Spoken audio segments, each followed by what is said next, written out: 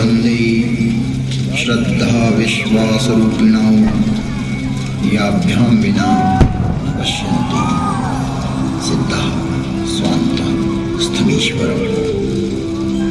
तुम त्रिभुवन गुरुवेद बखाना आन जीव पावर का जाना। विश्वनाथ मोहनाथ पुरारी त्रिभुवन महिमा विदित तुम्हारी, विदित तुम्हारी, विदित तुम्हारी।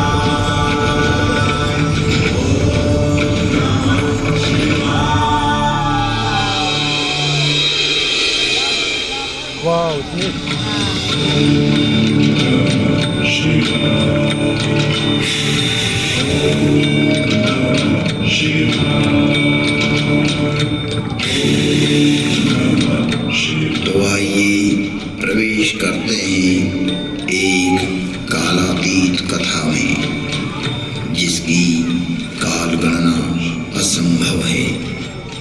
घटना युगों पहले की है कि जब अनेक अंतरिक्षों में अनेक ग्रहों पर उद्भव, पालन और संहार हो रहा था।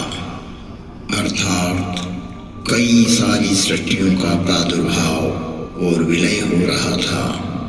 कई वहाँ की सभ्यताएं विकसित हो रही थी तो कोई नष्ट हो रही थी, और वर्तमान में भी यही क्रम अनंत कालों से चल रहा है और अनंत कल्प कल्पांतरों तक चलता ही रहेगा।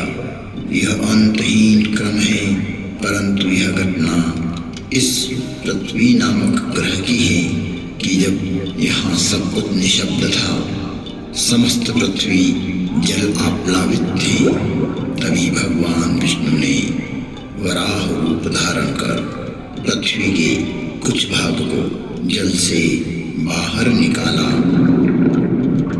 जिससे कालांतर में इस पृथ्वी पर जीव पनपने लगा। और एक बड़ी काल गणना के बाद यहाँ मानव पैदा हुआ, किंतु उसे किसी प्रकार का बोध नहीं था, किसी भी प्रकार की अभिव्यक्ति की समझ नहीं थी। ना तो उस समय शब्द था, ना कोई वर्णाक्षर। चराचर जीव जगत अपने अपने समूह में एक मूक दृष्टि से एक दूसरे को निहारते थे, लेकिन कुछ भी अभिव्यक्ति नहीं कर सकते थे। चारों तरफ इस पृथ्वी पर सन्नाटा ही सन्नाटा था। प्राकृतिक स्वरों, ध्वनियों के अतिरिक्त यह पृथ्वी निशब्द थी। ऐसे कई युग बीत गए कि अचानक ब्रह्मा को विचार आया कि पृथ्वी का निर्माण हो चुका है। विष्णु ने अपनी व्यवस्था भी व्यापित कर दी है, लेकिन शब्द की उत्पत्ति कौन करेगा? बिना वाणी अभिव्यक्ति कैसे हो पाएगी? जब ब्रह्मा और विष्णु को प्रेरणा हुई कि देवों के देव महादेव ही इस सृष्टि में शब्द की स्थापना कर सकते हैं। शब्द ब्रह्म का दान दे सकते हैं।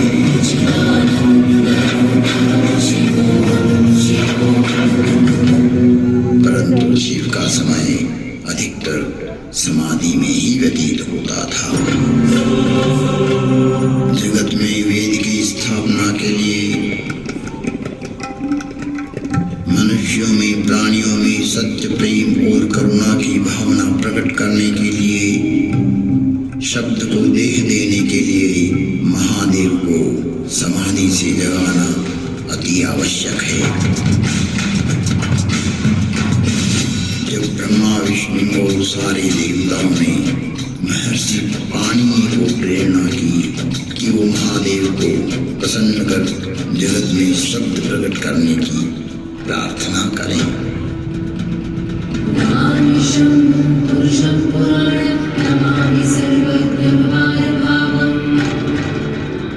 महर्षि पाणिनि के निष्प्रिय एवं जगत कल्याण की भावना से की गई तपस्या ने भगवान शिव की समाधि में विघ्न डाला।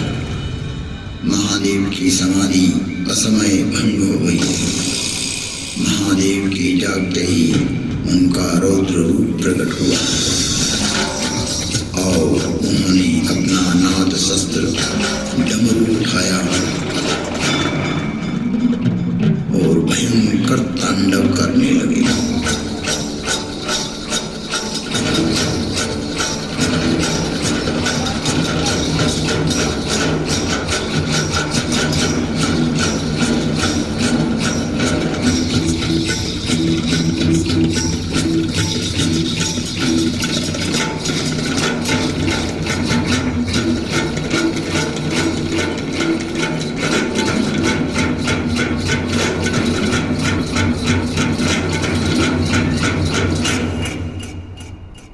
इतना भयंकर तांडव किया कि पृथ्वी हिलने लगी, आकाश में बिजलियां कौंधने लगी। पृथ्वी को हिलते देख ब्रह्मा ने सोचा कहीं प्रलय की वेला तो नहीं आ गई। चारों तरफ समुद्र में उफान आ रहा था। हवाएं चक्रवात का रूप लेकर आकाश की ओर बढ़ रही थी। पूरी पृथ्वी अपनी दूरी पर ऐसे डोलने लगी मानो पृथ्वी समुद्र पर तैर रही हो। तब महादेव ने अपना डमरू बजाया और असमय समाधि में हुए विघ्न के कारण तांडव करते हुए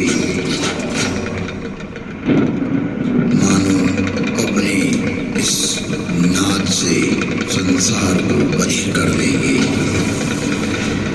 इस सृष्टि को समाप्त कर देंगे और उसकी तीव्रता को प्रकट करते हुए प्रचंड एवं भीषण घनघोर ध्वनियां पैदा करते हुए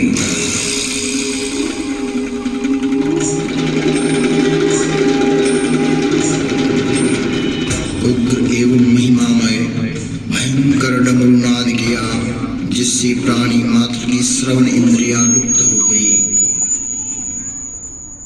नाद इतना भयावह था कि प्राणी मात्र के कर्ण भेद हो गए। कुछ काल के लिए यह स्थिति बन गई। महादेव तांडव करते हुए अपने उग्र नाद वाद्य से कुछ ऐसी शाब्दिक रचना की जो आज इस भूमंडल पर शब्द और श्रवण का कारण है, जिसे महर्षि पाणिनि ने अवरुद्ध हुई अपनी श्रवण इंद्रियां पुनः जागृत होने पर शब्दों में पिरोया। जगत कल्याण के लिए महादेव की प्रेरणा से नाद वाद्य से निकली हुई ध्वनियां जो आज इस संसार में व्याप्त है। इस भूमंडल पर कोई भी व्यक्ति किसी भी भाषा में अपनी अभिव्यक्ति करता हो, उसका उद्गम स्रोत महादेव का डमरू ही है। और वो डमरू इस प्रकार बोला, ऐं ऋ एं ऐ हयवरट लण यमगणनम जभय गणदश जब गणदश खप चटत चटतव कपय शशर हल।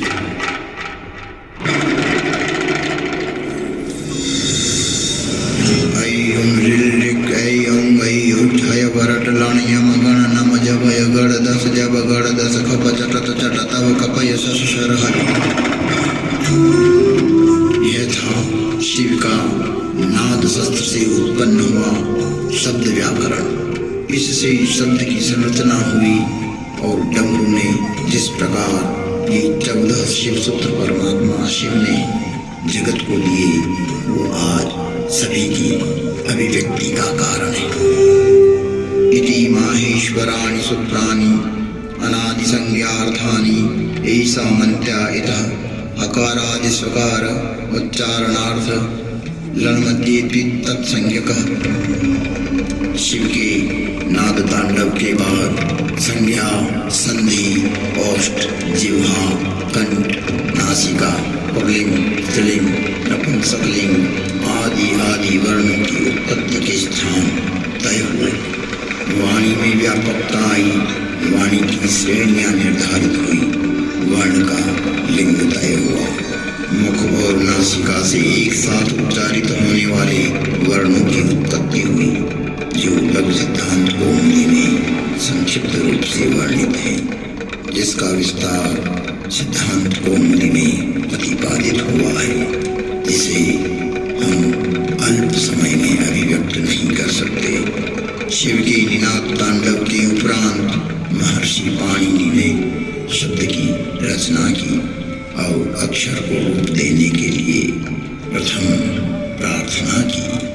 न त्वां सरस्वतीं देवीं शुद्धां पुण्यां करोम्यहं पाणिनीय प्रवेशाय लघु सिद्धांत कौमुदी।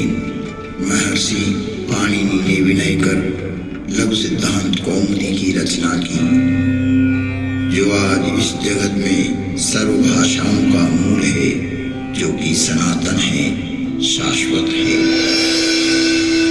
नृत्यावसाने नटराजराज ननाद जग्वां नवपंचवारं उद्वर्तु कामाद सनकादि सिद्धै एतद्विमर्शे शिवसूत्रजातम्। तुम त्रिभुवन गुरु